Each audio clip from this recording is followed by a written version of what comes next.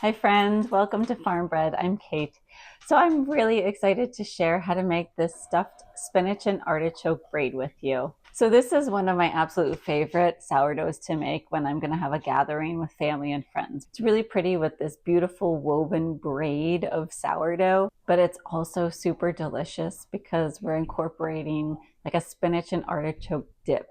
So it's cheesy, it's gooey, it's just amazing. It's actually kind of fun to make and it's pretty simple too. So do not get discouraged by the fact that it's a braid.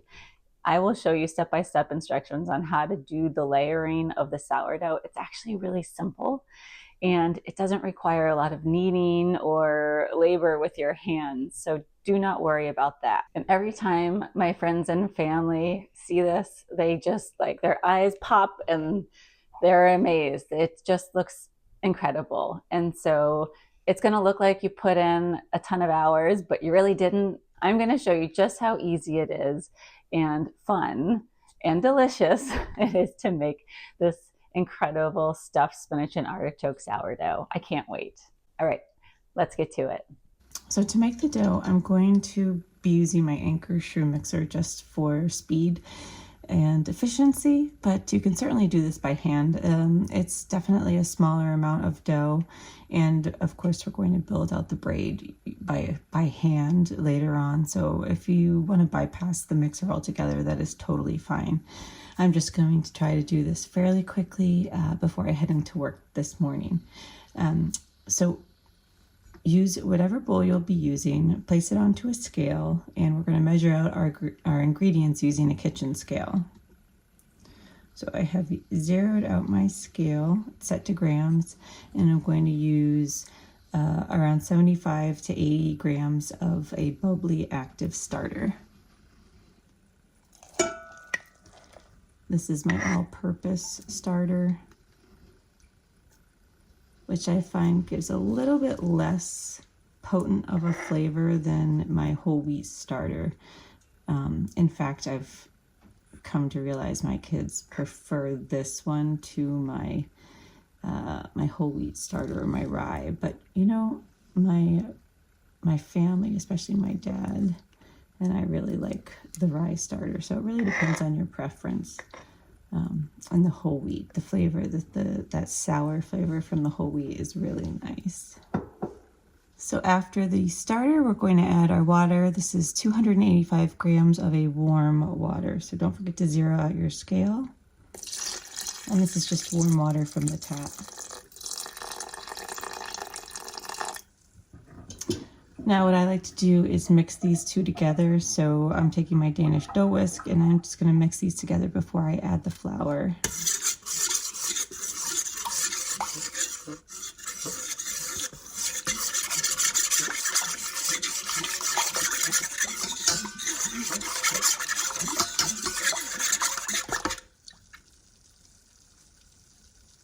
So now we can add our flour. This is going to be a high protein bread flour. Make sure to zero out your scale, and we want 480 grams of bread flour. I buy organic bread flour from Lindley Mills out of North Carolina, and I found it to be really good quality.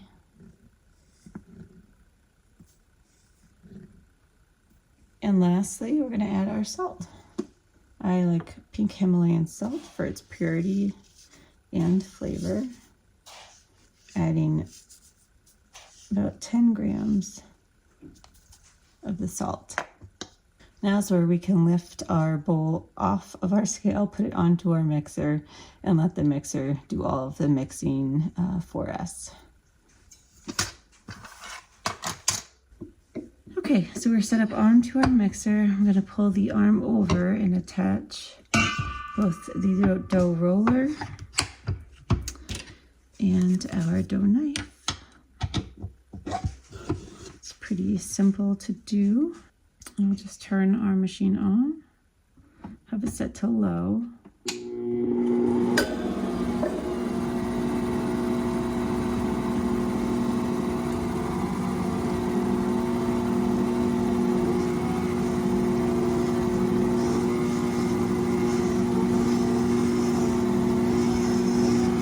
little bit denser of a dough, which is good for shaping.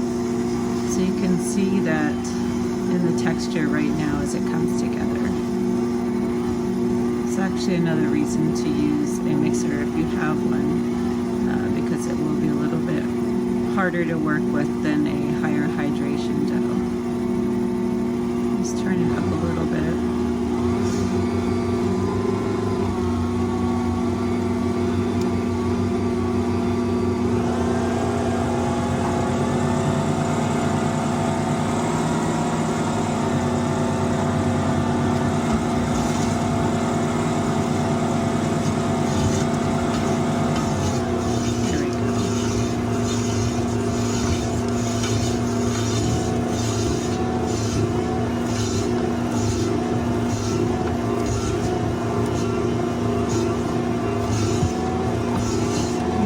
Now you can see how it's cleaning the edges, it's come together nicely, and all of the dry and wet ingredients are blended nicely. That's it. So I'm just gonna stop it for now and let it rest, and we'll come back in about 30 minutes and let it move around a little bit more.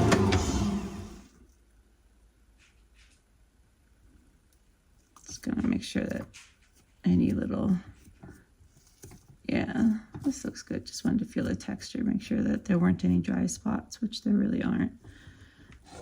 Make sure the stuff that's on the dough knife gets incorporated or sits with the rest of the mixture. And then I will cover this, you know, I could take the knife and roller off actually. And what I'll do is I will just cover this up. Release the arm, and I will use the lid to cover this up, and I'll be back in about 30 minutes. Okay, we're back. It's been about 30 minutes. I'm going to set my machine back up. Our dough has rested. I'm going to reinsert my dough roller and the dough hook. I'm sorry, and the dough knife. And I'm just going to turn this on gently for about 30 seconds or so and let the dough come together into a ball. You need to move your roller out a little bit.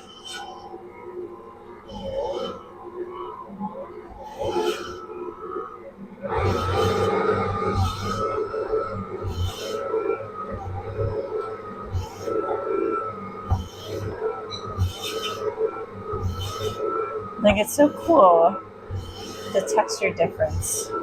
With just a 30-minute rest, you can already see the surface of the dough is a little bit shinier and smoother.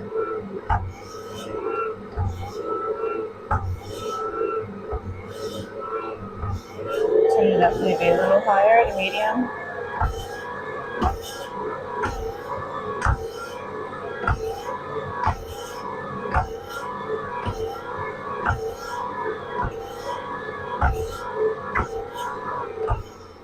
There we go. And again, I'm going to take the tools out, and then I will just let this sit for about an hour. And I'll come back and I'll actually do it again just because I have the time right before I head into work. You don't need to do this at all. You can certainly go straight into your bulk rise right now, but I'm just going to do one more kind of stretch and fold knead, if you will, because I have the time and just to help with the glutens and the overall rise in crumb. Granted, this is a dough that we're filling, so you really don't need to worry about that too much. But so this is totally optional stage. So either enter the bulk rise, or you can let it sit for about an hour and come back and do a quick stretch and fold, if you will. Okay, it's been an hour and we're back. And because I have the time, I'm going to do a quick little, what would normally be like a stretch and fold, but I'm just gonna move the dough around a bit with my mixer.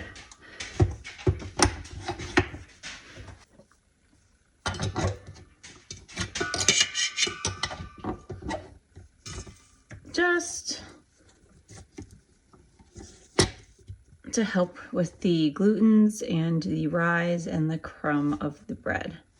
All right, so I'm gonna have it on low to start.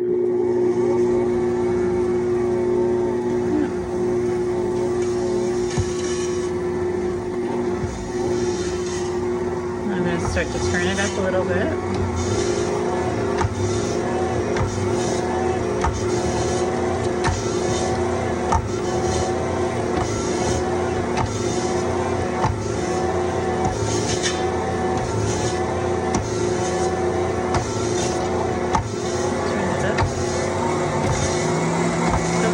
Medium.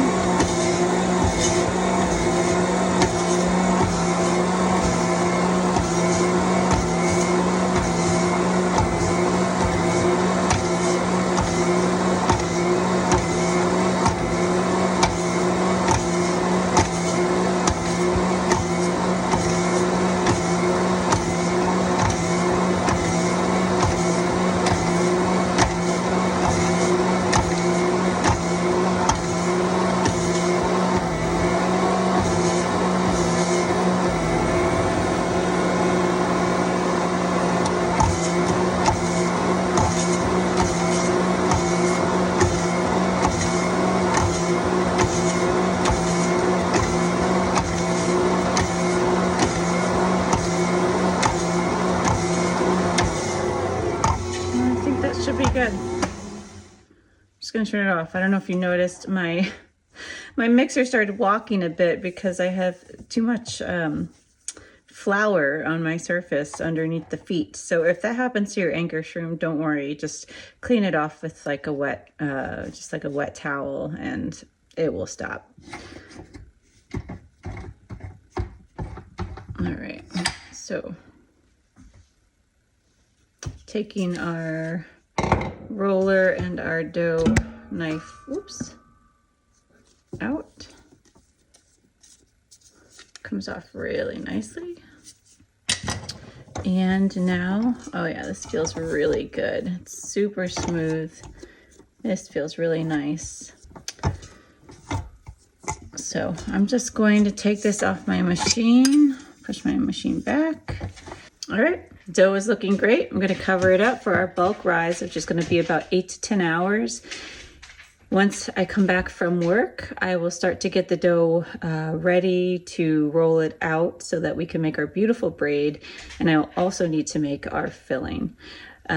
Both the dough and the filling can be made ahead, which is really nice. So if you needed to, you could actually put the dough after the bulk rise, you could put it right into the fridge and do a cold ferment overnight, which is really helpful depending on your timing, especially around holidays, or, you know, if your gatherings require a lot of preparation, it's really nice to be able to do that. And then the filling can also be made ahead of time. So just a couple little tips and helpful hints for you.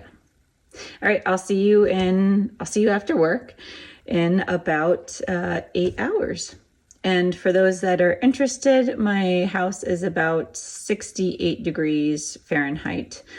All right, welcome back. So I just got back from work and I'm going to take a quick peek over at our dough. It is looking pretty good. So I just wanted to give you a visual for what this will look like at this phase. We're pretty much almost done with our bulk rise. It's been about 8 hours. And so now I'm actually going to put the cover back on and I'm going to make the filling. Okay, so while the dough is in its last phase of the bulk rise, we are going to make the filling. So come on over. I'm going to turn my burner on. I'm going to turn it on to medium for now. And now I'm just going to add a swirl of what I have is avocado oil in the pan as it's heating up. Thank you, Blake, for being my cinematographer. Just make sure that we're coating the pan. Now I'm going to add in about 110 grams of diced artichoke hearts that I've cut up, drained and cut up.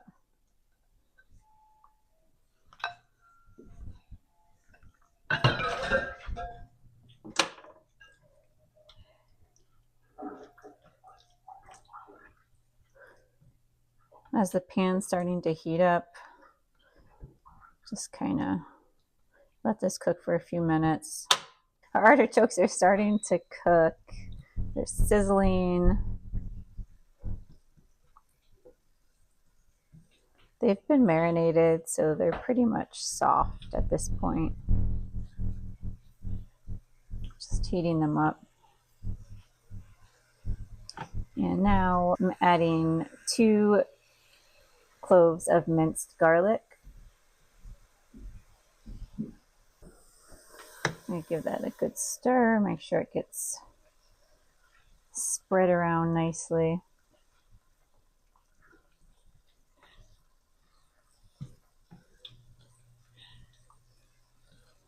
I am using a ceramic skillet, trying to stay away from non-stick Teflon and things like that. All right, so you can see that these are starting to cook nicely. The garlic smells really aromatic. So now I'm just going to add in our spinach.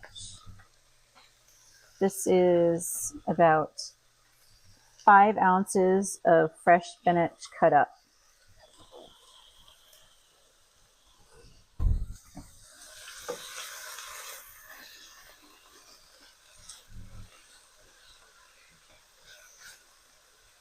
And we're just going to stir this up until it starts to wilt.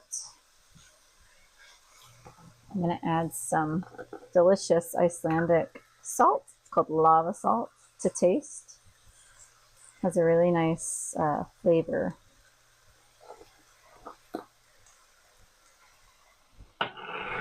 And some pepper.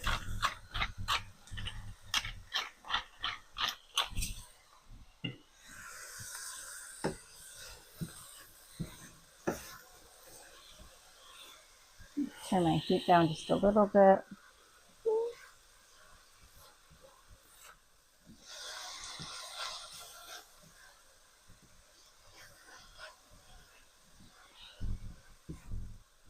Okay, this is looking pretty good. I think we can now. So now we're going to turn the heat down to low. I'm adding 30 grams of sour cream.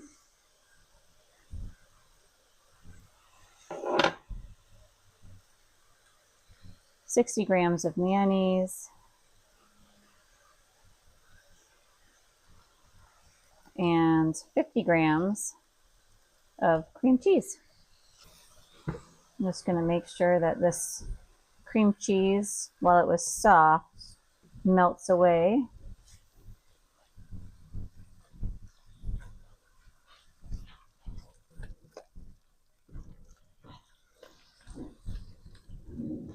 So that they're blended nicely together.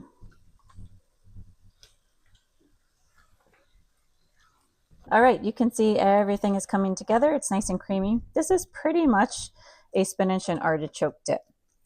So now I'm going to add the final touch, which is about 20 grams of ground Parmesan cheese,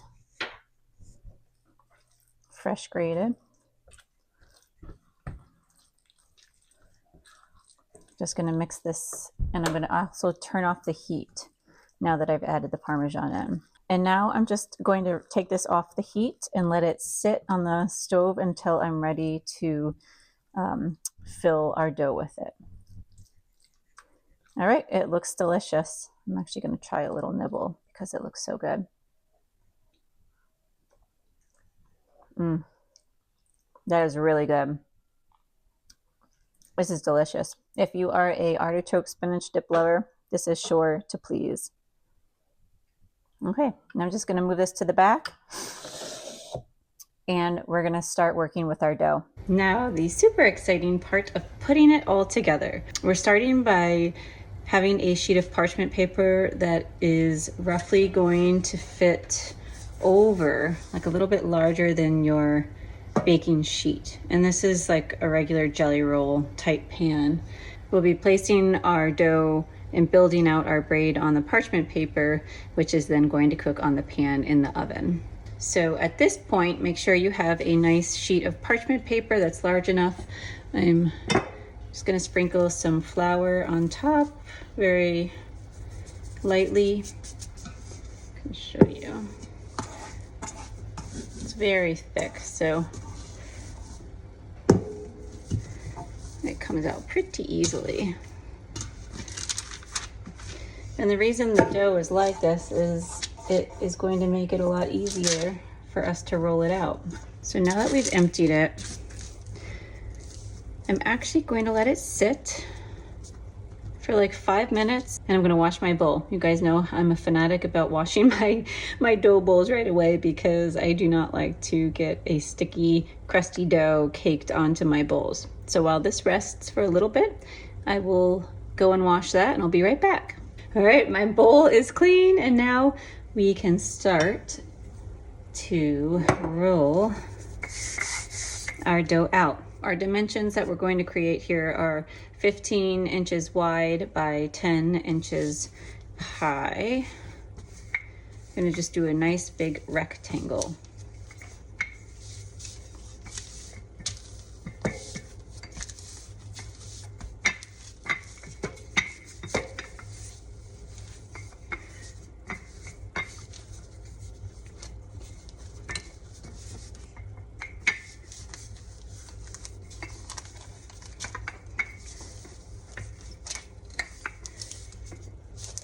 It's actually a little bit harder rolling it out on the parchment because the parchment wants to move with the dough, but it will be just fine.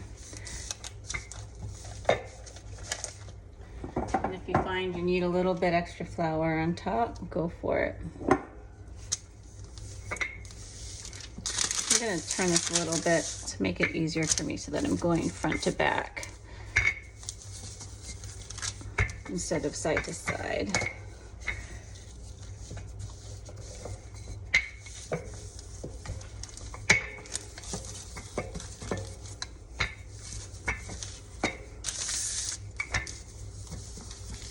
Try to get it as even as possible, which means you might need to move your paper a little bit to kind of help you do that. Angle it a little bit to your advantage. I'm actually gonna rotate it more.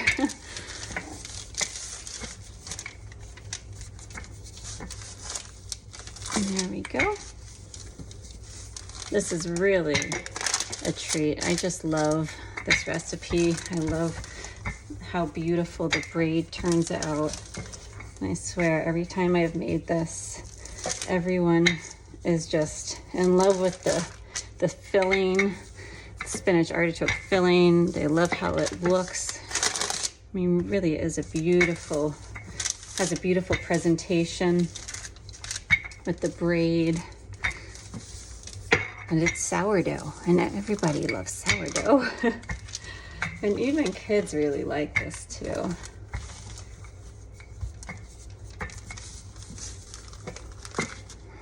And it's such a special treat for friends and family.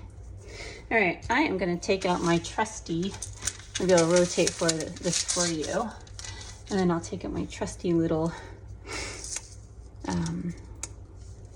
measuring tape. So we definitely have, let's see, I'm gonna have to go up a little bit over here. Our width is good.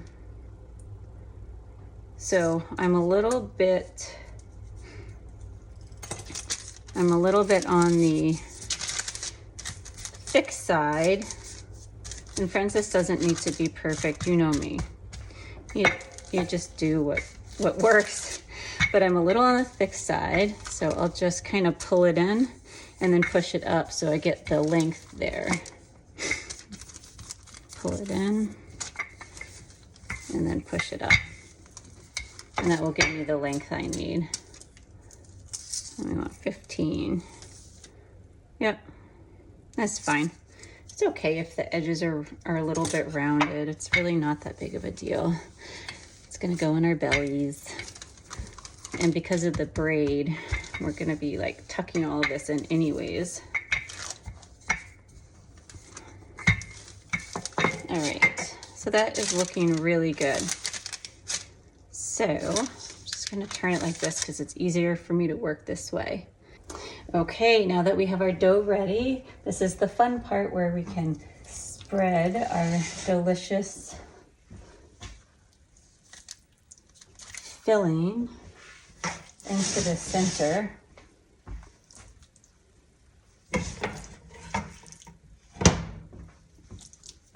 And we're just going to kind of push it down and right in the center of our rectangle. We can go up to the top and then down to the bottom.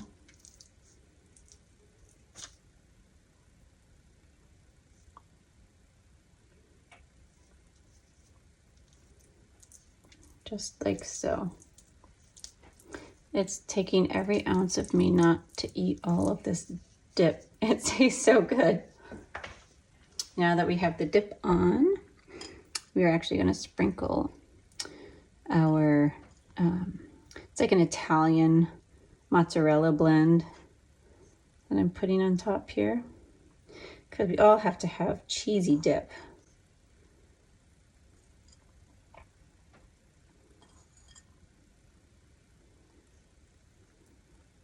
And the sourdough, when we break into this and it's cheesy and the delicious sourdough flavor, oh my gosh, it's so good. By the way, this is about a cup of shredded Italian blend, shredded Italian mozzarellas and whatnot, cheese blend. Now that we have all of this put on, we're actually just going to do about 1-inch slits on either side.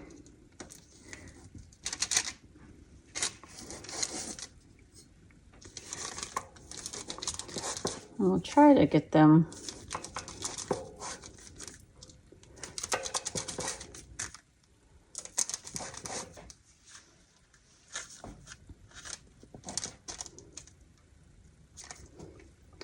about the same size, but if they're not, do not worry. Just kind of going down. This is where I say this braiding, as beautiful as it looks, it's actually really simple. So do not fear the braid. It looks a lot harder than it is. So that's why this bench scraper is super nice to have too, because just pushing down and then the dough just breaks off really, really easily. Okay. All right. Now, I don't know if you can see down here at this end, but we're a little bit uneven, but we're just going to be wrapping it all together, so it really doesn't matter. Do not fret if this thing is not completely symmetric. And this is what our top looks like. Okay. So now, I'll try to pull this down for you. What we're going to do, I'm going to move my camera down a little bit for you, just so we can get that top. So now we're just going to pull these down and crisscross, like a pretty cross formation.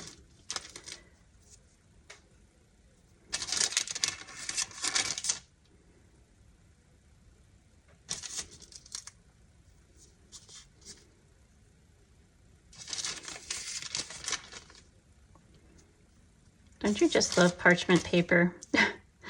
It makes life so much easier without having everything stick.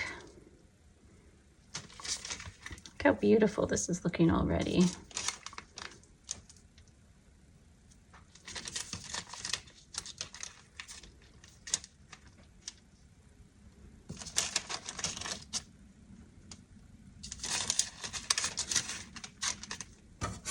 If anything does start to stick, you can go back in with your bench scraper. Kind of pull it up a little bit. Just help it along.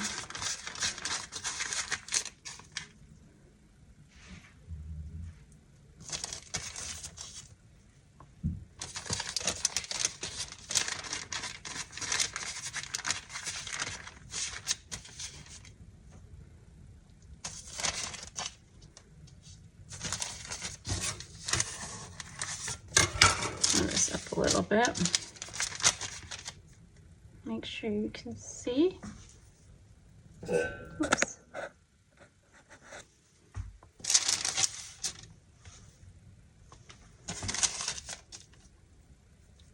And we're just kind of overlapping from side to side.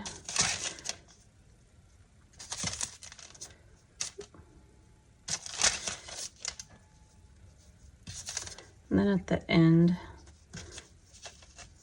if we have a bit much, I can just kind of chop it off like that. And we can just lift this up. However you want to do it. So we've got one end kind of closed, another end slightly open up here, which I think actually looks kind of nice. So we'll stick with that. Now that we have our beautiful braid laid out and finished, we are going to transfer it to our sheet pan. Do this carefully, but I'm literally just going to pull this off my counter as I slide it onto my pan for the least amount of disruption. There we go. So now we have it fully on the pan. It just fits. Okay, and one of the last steps before we go into a rise is we're going to brush the top gently with 1 egg and a splash of water.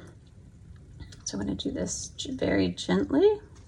This is what gives it a beautiful glaze, beautiful golden color and glaze on top. Now you want to make sure you don't get too much egg. I don't know if you've ever done that before, put too much egg on top, but it starts to look a little bit like scrambled egg. And we don't want that. Have you ever made a braid before? If so, let me know. I'd love to hear. And what sort of filling did you use for your braid, if you used a filling at all?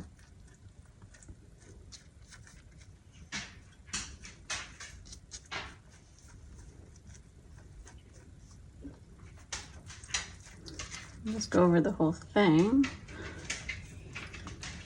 And then the lovely last part of this is we're going to sprinkle it with sesame seeds, which I love. I'm a huge sesame fan.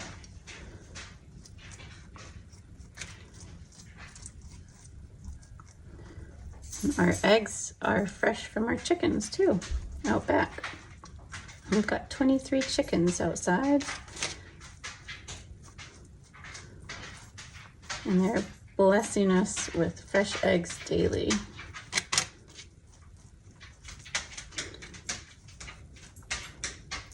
Okay, so we've done our egg wash. Now we're just going to sprinkle. I have organic sesame seeds. I say the more the better, but my kids don't always agree with me, so just do a nice little sprinkle evenly.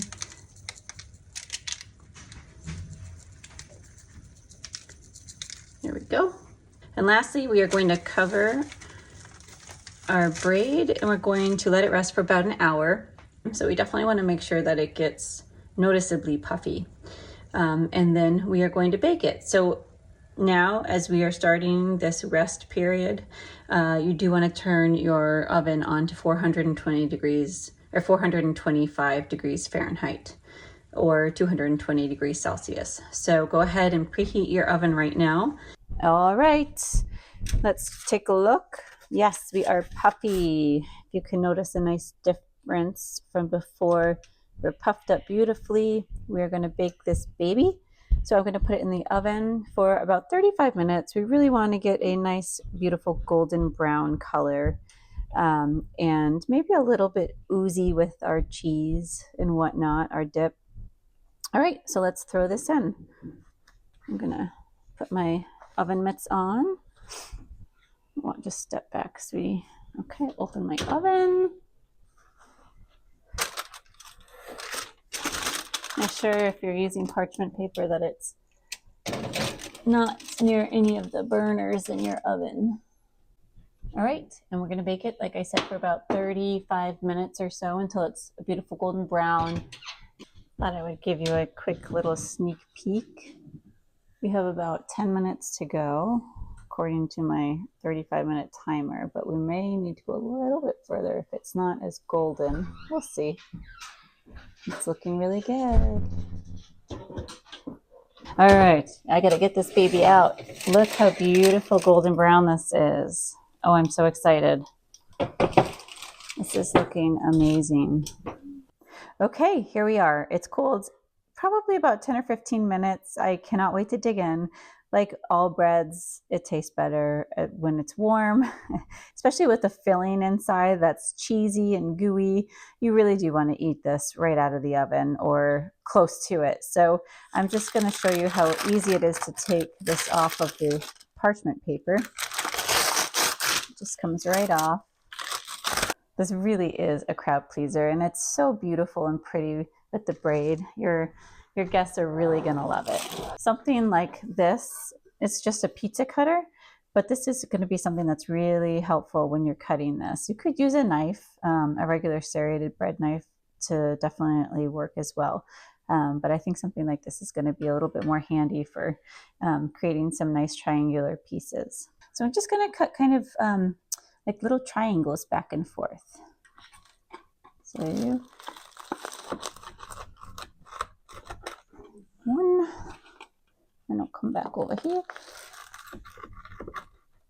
And you can do this all the way up, but right now I'm just going to open this up and show you. Oh my goodness, how good does that look? Yummy. So nice and warm. Got the beautiful dough. My daughter really wants this piece, so I'm going to give that to Blake. I'll take the end piece. What a nice treat to share with your friends and your family. It's something just a little bit more special. Put in a little bit extra effort, and it just is such like a beautiful presentation piece as well. You're really going to wow everybody with this bread, and it's just really delicious.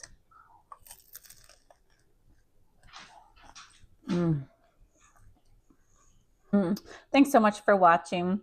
As always, I hope you really enjoyed this video. I hope you try this braid out because it really is truly a special piece for your friends and family.